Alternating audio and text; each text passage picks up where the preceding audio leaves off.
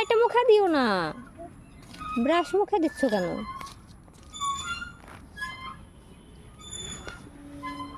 যাও দাদাদের বলটা নিয়ে খেলো, যাও যাও নিয়ে এসো।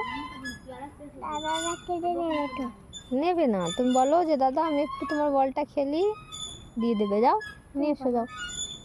ওই দেখো দিদির একটা ব্যাগ কাঁধে, ডাকো দিদিকে ডাকো।